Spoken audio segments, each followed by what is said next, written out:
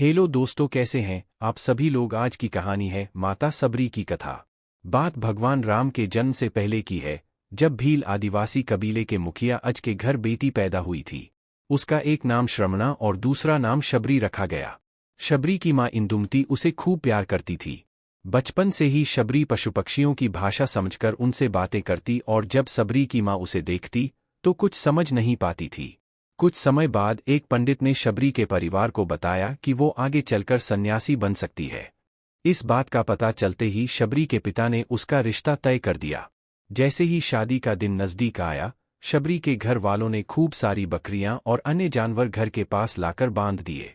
एक दिन शबरी का माँ जब उसके बाल बना रही थी तो उसने माँ से पूछा, इतने सारे जानवर हमारे घर क्यों लाए गए हैं?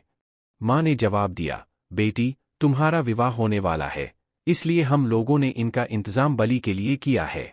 तुम्हारी शादी के दिन ही बलि प्रथा होगी और फिर इनसे स्वादिष्ट भोजन बनाकर सबको परोसा जाएगा।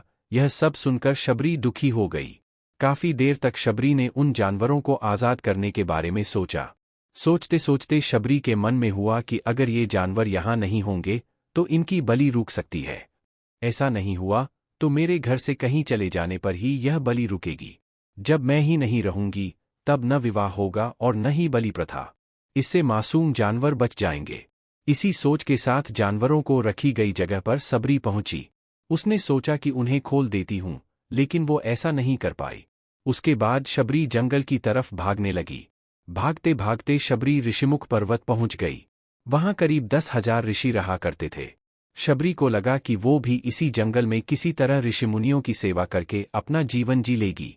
वो चुपचाप उसी जंगल में एक हिस्से में किसी तरह से रहने लगी। शबरी रोजाना ऋषिमुनियों की झोपड़ी के आगे झाड़ू लगाती और हवन के लिए लकड़ियां भी लाकर रख देती। ऋषिमुनियों को समझ नहीं आ रहा था कि जंगल में उनके काम अपने आप कैसे हो रहे हैं। एक दिन शबरी को किसी ऋषि ने देख लिया। उसे देखते ही उसका परिचय पूछा।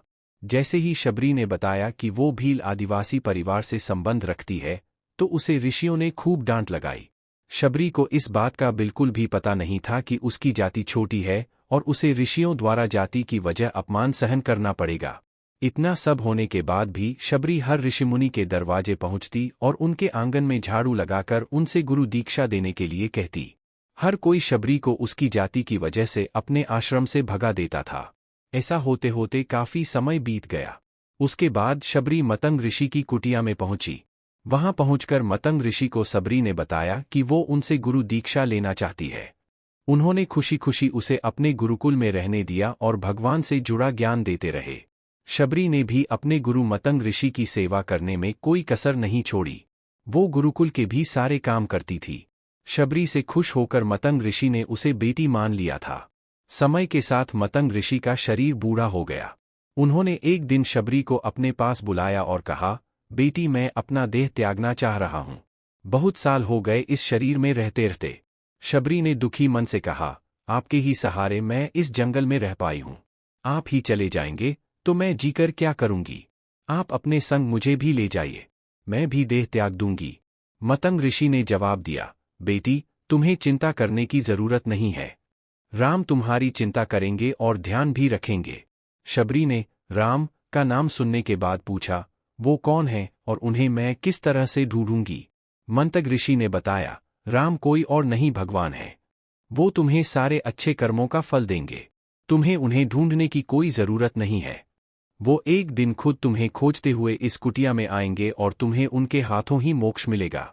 तब तक तुम इसी आश्रम में रहो। इतना कहते ही मंतग ऋषि ने अपना शरीर त्याग दिया। शबरी के मन में मंतग ऋषि के जाने के बाद से एक ही बात थी कि भगवान राम स्वयं उससे मिलने आएंगे। वो रोज भगवान राम से मिलने के लिए बाग से अच्छे अच्छे फूल लाकर पूरा आश्रम सजाती और भगवान के लिए बेर तोड़कर लाती। भगवान के लिए बेर चुनते हुए शबरी उन्हें चख लेती थी ताकि भगवान वो सिर्फ मीठे बेर ही दे। रोजाना शबरी इसी तरह भगवान के दर्शन की आस में फूल और बेर इकट्ठा करती रहती थी। इसी तरह इंतजार में कई साल बीत गए। शबरी का शरीर एकदम वृद्ध हो गया। एक दिन आश्रम के पास के ही तालाब में शबरी पानी लेने के लिए गई। तभी पास के ही एक ऋषि ने उसे अछूत कहते हुए वहां से भागने के लिए कहा और एक पत्थर मार दिया।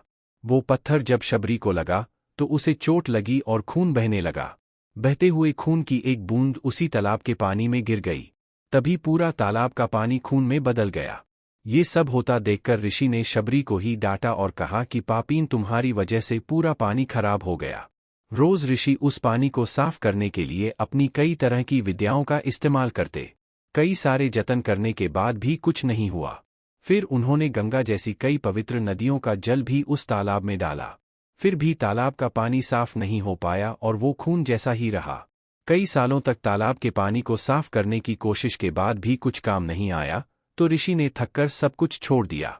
इस घटना के कई सालों के बाद भगवान राम अपनी पत्नी सीता के हरण के बाद उन्हें ढूंढते हुए उसी तालाब के पास पहुंचे। ऋषिमुनियों ने उन्हें पहचान लिया। भगवान को वहां देखकर ऋषियों ने तालाब का पानी साफ करने के लिए भगवान को अपने पैर उसमें डालने के लिए कहा, लेकिन पानी जैसे का तैसा ही था। ऋषिमुनियों ने भगवान से भी कई अन्य जतन करवाए, लेकिन वो पानी जस का तस खून जैसा ही रहा। तब भगवान ने ऋषियों से पानी के रक्त में बदलने की कहानी पूछी। तब ऋषि ने शबरी को पत्थर मारने वाली सारी बात बता दी। उसके बाद कहा कि वो महिला ही अपवित्र है, छोटी जात की है, इसलिए ये सब हुआ है। उसी वक्त भगवान राम ने कहा, ये सब आप लोगों के खराब वचनों से हुआ है। शबरी को इस तरह के शब्द बोलकर आप लोगों ने उसे नहीं, बल्कि मेरे दिल को घायल किया है। इसी घायल दिल के रक्त का प्रतीक यह तालाब का लाल पानी है।